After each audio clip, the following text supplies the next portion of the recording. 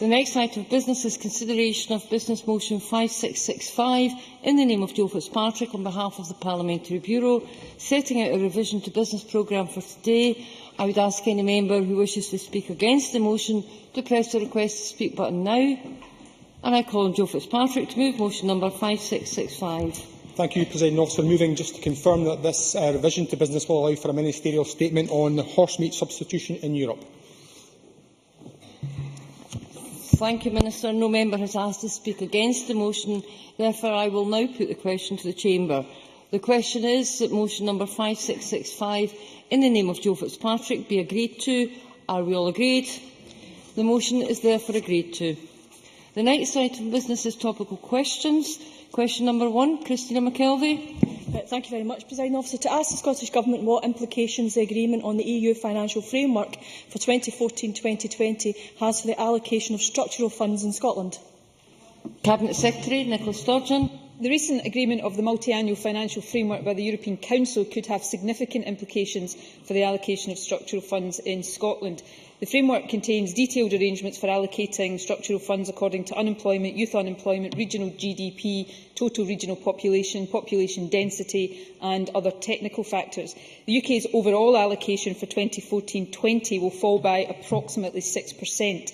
However, initial calculations of how much each part of the UK would receive has produced some very concerning results and could see Scotland face an overall reduction of over 30%, with by far the biggest reduction being in the Highlands and Islands. Wales and Northern Ireland would also face significant net reductions, while England would receive an increase. Clearly, I am very concerned by what would be a disproportionate reduction in European structural funding for Scotland. I have therefore spoken to the other devolved governments and to the UK Government, and there is an agreement that our officials will work together to, firstly, better understand the basis for those initial calculations, and secondly, to seek to identify alternative allocation methodologies which respect the principles and objectives of the financial framework but ensure a fair allocation of funding across the UK. I will, of course, keep Parliament updated. Christina McKelvey. That is very concerning indeed. Can the Deputy First Minister confirm when this allocation formula was calculated and whether her devolved counterparts share her concerns, and does she know what prospects there are for getting an improved deal? Cabinet Secretary. The final formulation, as I indicated in my original answer, was agreed at the European Council meeting, which took place on the 7th and 8th of February and was part of the package presented by Herman Van Rompuy.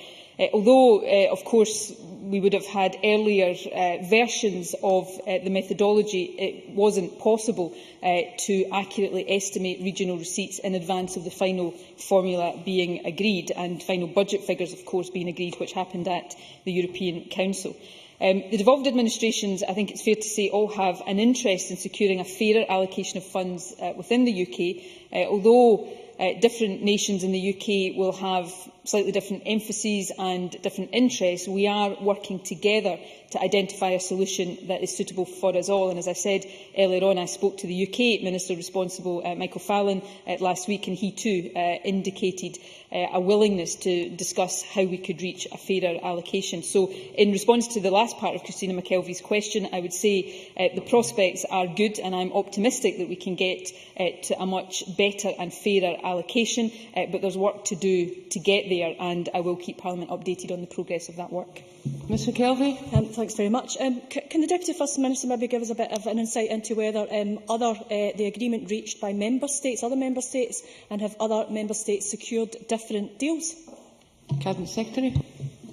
Well, I mean, this is an agreement obviously reached by Member States. The allocations across Europe are based on the same formula. However, as members will be aware from following the news coverage of the final Council conclusions, several Member States secured special allocations or top-ups as part of the overall deal. For example, I think Hungary, Germany, Belgium, Malta, Cyprus all negotiated agreements of that kind of nature. As I understand it, the UK didn't seek to negotiate such a deal. Obviously, the UK had set particular objectives around the conclusion of the deal. So the basic formula applies across all Member States, but of course there will be differences in the final position of individual Member States depending on the detail of that final agreement. Liam MacArthur. Thank you, Presiding Officer. Could I welcome the Cabinet Secretary's assurances and also the fact that there are ongoing discussions and that she will keep Parliament informed. And she's right to say that there are concerns across the Highlands and Islands regions. Is she aware of specific concerns about the fact that structural funding will not be available right across the Highlands and Islands region, and that specific areas, notably Orkney and Shetland, may lose out as a consequence? And will she undertake perhaps to encourage her officials to pick up this point specifically with UK officials in terms of the ongoing discussions? Cabinet Secretary. Can I thank Liam MacArthur for that question and acknowledge the interest he has from his constituency perspective. I should have said earlier on I updated the European Committee of the Parliament in writing last week about this issue, and will keep them updated as well. I'm certainly very aware of concerns that exist in the Highlands and Islands generally, and indeed in different parts of the Highlands and Islands. What I said in my original answer is that these initial allocations, and I stress they are initial, there's a lot of work to be done around these, would indicate a more than 30% cut for Scotland, but a bigger reduction for the Highlands and Islands. The Highlands and Islands are categorised as a transition area at the moment, so there are particular challenges around the Highlands and Islands, and they will very much be uppermost in our minds as we try to reach a much better outcome than where we are just now. And I'm happy to keep Liam MacArthur updated as respect particular issues around his own constituency interests.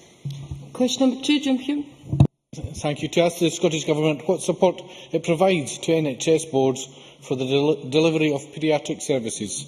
Cabinet Secretary Alec Neil. Presiding Officer, in response to changing demands for paediatric services, the Scottish Government and NHS Scotland have invested significantly in the NHS workforce, resulting in increased numbers of consultants, trainees and advanced nurse practitioners in paediatric services. The Scottish Government has submitted evidence to the Migration Advisory Committee that all grades of paediatric doctors remain in the shortage occupation list to ensure that all avenues remain open when recruiting. We are working with NHS Education for Scotland to develop a sustainable training programme that will increase the number of advanced nurse practitioners in paediatric services in the National Health Service in Scotland. Jim Hume. Thank you. I thank the Cabinet Secretary for that response. But it was last June the Children's Ward at St John's Hospital in Livingston was forced to close for 3 weeks due to chronic staff shortages, leaving patients and parents in a state of limbo. That should have been the moment of decisive action. Instead, 8 months on, we learned yesterday of the true scale of the problem nationwide. Forth Valley have half the doctors required. Dumfries and Galloway should have 7, but have less than 3. And in the Borders, 2 posts have been vacant for 2 years. Does the Cabinet Secretary therefore agree with Dr Andrew Eccleston of the Royal College of Paediatrics and Child Health that there is a national crisis in terms of paediatric staff?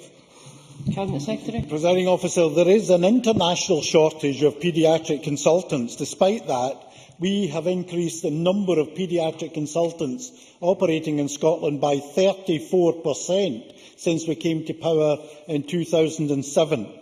As well as an increase in consultant paediatricians, we have also expanded other relevant occupations, including advanced nurse practitioner numbers, which have expanded from 27.4 whole-time equivalent in 2009 to 44.7 in September 2012. So I do not accept that we have been anything other than very active, as I said in my first reply to the initial question. Jim Hume.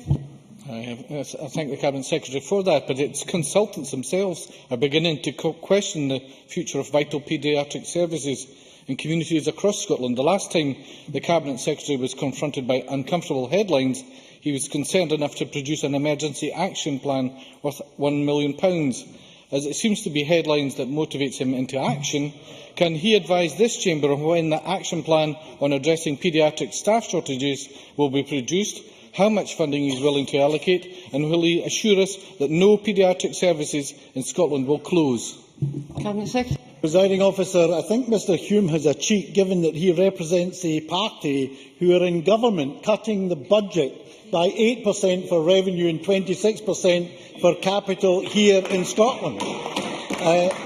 And far from waiting for headlines, as he clearly did before he got motivated enough to ask the question, we have actually been involved in a whole host of action items to deal with this problem, not since last week, but over the last few years, because of the mess we inherited from the previous Labour Liberal Democrat administration. Richard Simpson. Thank you, Presiding Officer. So the message that we should go out from the Parliament and from the Cabinet Secretary is that there is no problem. The doctors are completely wrong in stating this. So will he answer the last part of Jim Hume's question? Will this government give the public in Scotland an absolute guarantee that children's wards will not close in future due to staff shortages? Because if he can't give that guarantee, then all the stuff about additional consultants, etc., are worthless. The public are entitled to know whether their children's wards will remain open. Can he guarantee it? Cabinet Secretary. Presiding Officer, first of all, I did not say there was no problem. I said there was a shortage of paediatric consultants in Scotland. There is a shortage of paediatric consultants in England. There is a shortage of paediatric consultants in Wales. There's a shortage of paediatric consultants internationally.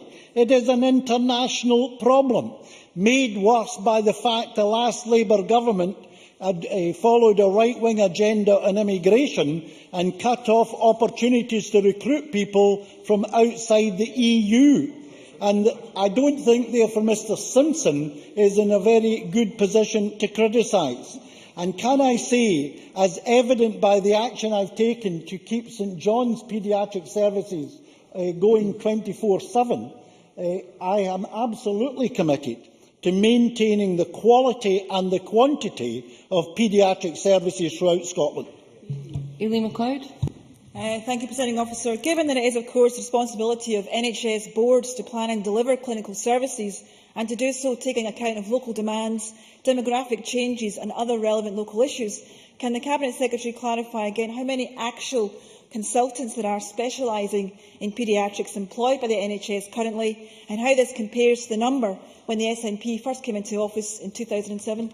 Cabinet Secretary. Presiding Officer, at the moment we have 223.8 whole-time equivalent paediatric consultants in Scotland, compared to 167.2 in September 2006. That's an increase of 34%, an unprecedented increase in the number of paediatric consultants in Scotland, and one which we are very proud of.